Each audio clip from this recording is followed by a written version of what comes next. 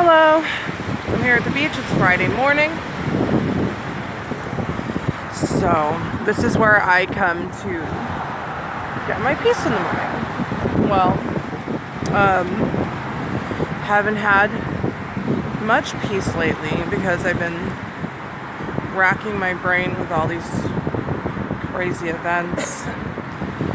Seems as if we are in some turmoil. What I want to talk about, what I want to discuss right now is, so BDS, boycott, divestment, sanctions here. So this is like a global campaign to boycott Israel. I was made aware of this. I have a dear friend who's very politically active, also Muslim. She made me aware of the anti-BDS law. I always knew about the BDS movement. I've been to a lot of pro-Palestine rallies with her, with my friend, and stuff like that. So I already sort of knew about that whole movement. But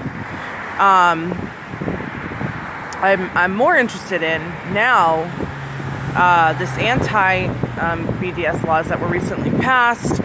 They've been trying to pass them since forever. People kept fighting them, and then people were fighting them like on a state level. There's a woman, a teacher in Texas, who's taking this to the Supreme Court because she was fired from her job. So essentially, the anti-BDS law is valid now in 26 states. It is a law preventing you from boycotting Israel.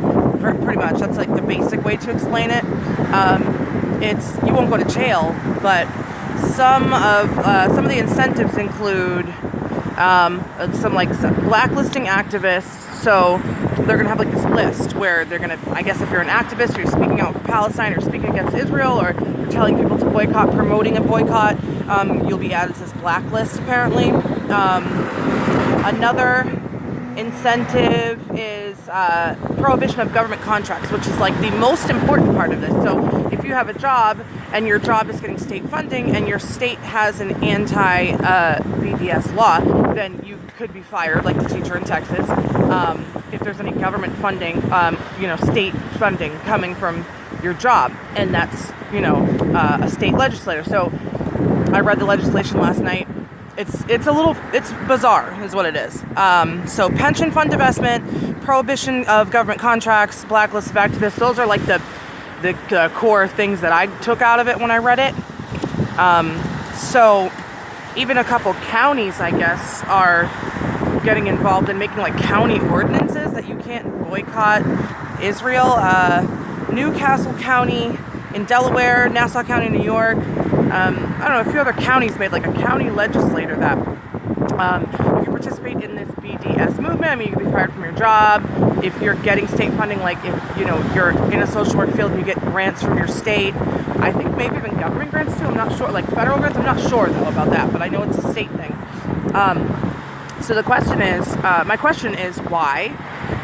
I'm a little curious as to why I've been forced my entire life to boycott Cuba, and my politics wouldn't agree with that, right? But legally, we've had the embargo on Cuba for my entire life until like very recently. I guess people now can travel there, but like whatever, blockades or whatever on trade with Cuba. But if I personally would like to,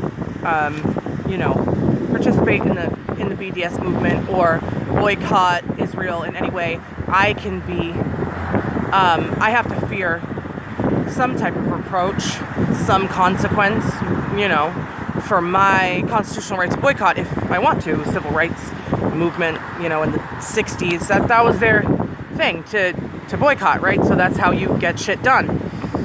But, so I can't do that. If I want to soon in Massachusetts as well. A lot of states just haven't passed this yet, but they're all obviously they're all on board. But, so I've been forced my whole life to boycott Cuba, which politically I would not, but that's the law. So now I cannot boycott Israel, which, to me, in my opinion, has oppressed Palestinian people for forever. We all know that. We know what it is. But I was not encouraged to boycott South Africa during apartheid. I wasn't forced to boycott South Africa during apartheid. The United States was actually on the side of the oppressors during apartheid. So, which is a time when, for me, I would choose to boycott them. I was a kid, then, so I probably didn't have much of a choice.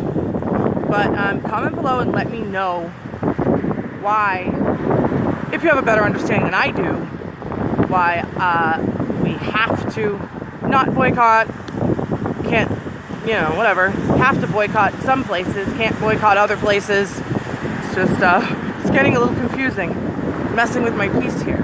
So, God bless everybody.